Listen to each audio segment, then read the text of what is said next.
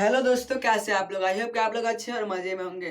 पढ़ने वाले हैं हमारा जो सोशल साइंस का टॉपिक है जिसका नाम है fundamental right.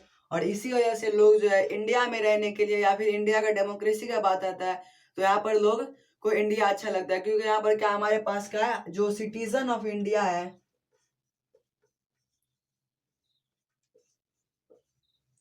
Citizen of India या फिर बोले तो जो इंडियन है उसके पास कुछ राइट है।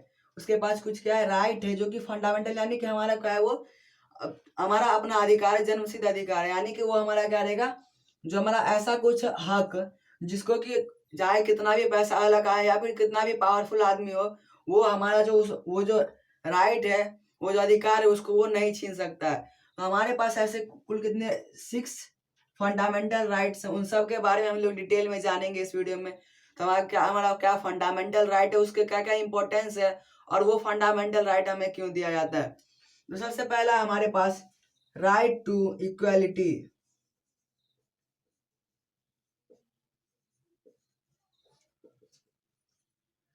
सबसे इम्पोर्टेंट चीज कि हमारा जो इंडियन जो जितने भी हैं या फिर सिटीजन ऑफ इंडिया है उसके बीच में क्या होना चाहिए, इक्वालिटी होना चाहिए।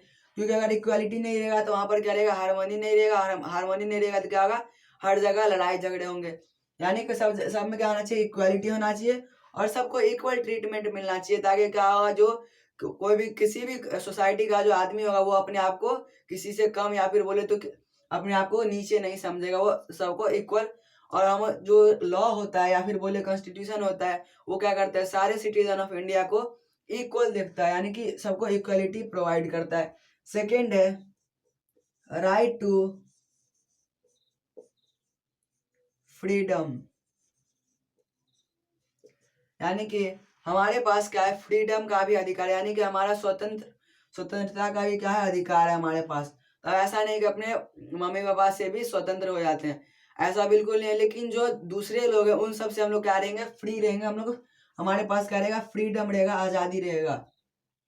ऐसा क्यों रहता है, ताकि हम जो अपने लिए हम लोग क्या कर सकते हैं, कोई भी काम कर सकते हैं। यानी कि बिना किसी के हम लोग अंदर में रहे, यानी या फिर बोले तो बिना किसी के से डरे हम लोग कोई भी काम कर सकते हैं। लेकिन वो काम क्या होना चाहिए, लीगल होना चाहिए। वो काम क्या होना चाहिए, लीगल होना चाहिए। यानी कि वो कानूनी होना चाहिए, गैर कानूनी नहीं होना चाहिए। उसके बाद थर्ड क्या है, right to freedom of religion. इसी को हम लोग बोलते हैं सेक्युलरिज्म। यानी कि हम लोग हमारा कंट्री क्या हुआ, सेक्युलर है। हम लोग जो प्रियम्बल पढ़ते हैं कॉन्स्टिट्यूशन को, उसमें क्या लिखा रहता है, सेक्युलरिज्म लिखा रहता है या फिर सेक्युलर कंट्री लिखा रहता है। उसका मतलब क्या है, जो यहाँ के जितने भी पीपल है या फिर जितने भी सिटीजन है इंडिया के, वो सब क्या है, फ्री है।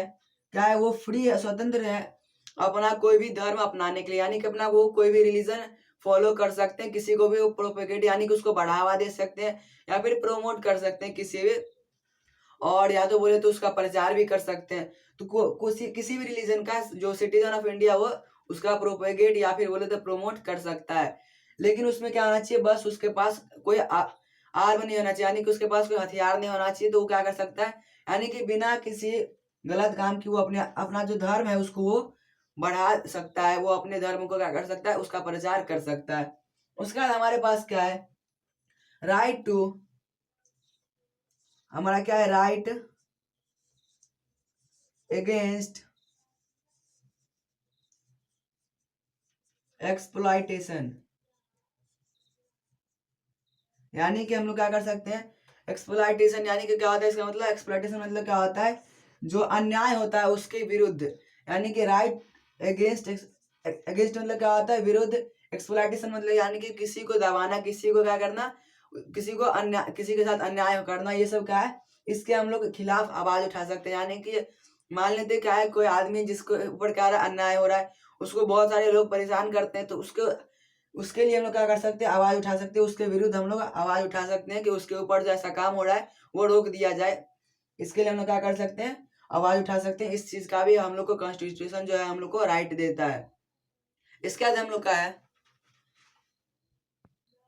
इसके बाद हम लोग का जो फिफ्थ है वो क्या है, कल्चरल एंड एजुकेशनल राइट। यानी कि कल्चरल यानी कि हमारा कल्चर के रिलेटेड है, यानी कि हम लोग का जो कल्चर है उसको हम लोग क्या कर सकते हैं, अपने कल्चर को प्रमोट कर सकते हैं। जो हम लोग कल्चर फॉलो कर रहे हैं उसके लिए हम लोग क्या कर सकते हैं, उसको बचाने के लिए हम लोग क्या कर सकते हैं, जो कोई भी एजुकेशनल इंस्टीट्यूट खोल सकते हैं। इस सब के लिए हम लोग क्या है, फ्री है। हम अपना कल्चर प्रोपेगेट कर सकते हैं, लैंग्वेज अपना उसको बढ़ा सकते हैं, या फिर हम अपने उसको प्रिजर्व रखने के लिए यानी कि बचाने के लिए लंबे समय तक हम लोग उसके लिए क्या करते काम कर सकते हैं। तो यही है हमारा क्या, कल्चरल एंड एजुकेशनल राइट। इसके बाद हम लोग का लास्ट है राइट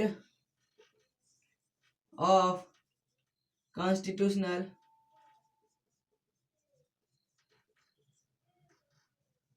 रेमेडीज। यानी कि इसका मतलब क्या होता है, जो हमारा जितना भी 5 राइट था उन सबको हम लोग क्या कर सकते हैं, बचा सकते हैं। किसी भी, भले ही वो क्या हो, कोई गवर्नमेंट हो, कोई बहुत बड़ा आदमी हो, या फिर कोई ज्यादा पावरफुल आदमी हो, उस सब के हम लोग क्या कर सकते हैं, अगर वो हमारा कोई भी राइट को अगर एक्सप्लॉइट कर रहा है तो हम लोग उसको क्या कर सकते हैं, उसके खिलाफ हम लोग आवाज उठा सकते हैं। वही इसमें है, हम जो अपना हमारा जो राइट है, फंडामेंटल राइट, उसको हम लोग बचा सकते हैं। और उसके लिए हम लोग क्या कर सकते हैं, कोई भी लीगल एक्शन ले सकते हैं। यही क्या हमारा राइट टू कॉन्स्टिट्यूशनल रेमेडीज, इसी में लिखा है कि हमारा अगर गवर्नमेंट अपना मिसयूज कर रहा है अपने पावर का, तो उसके लिए भी हम लोग वॉइस रेज कर सकते हैं। या फिर अगर कोई हमारा जो राइट, फंडामेंटल राइट है, उसको एक्सप्लॉइट कर रहा है, तो उसके लिए भी हम क्या कर सकते हैं, जो हम उसके लिए आवाज उठा सकते हैं। यही है हमारा फंडामेंटल राइट, जो कि हम लोगों को इंडिया में रहने के लिए और उसको सबको इक्वलिटी देने के लिए क्या होता है, ये बहुत ज्यादा जरूरी है, फंडामेंटल राइट। इसी के साथ हमारा कुछ फंडामेंटल ड्यूटीज भी है।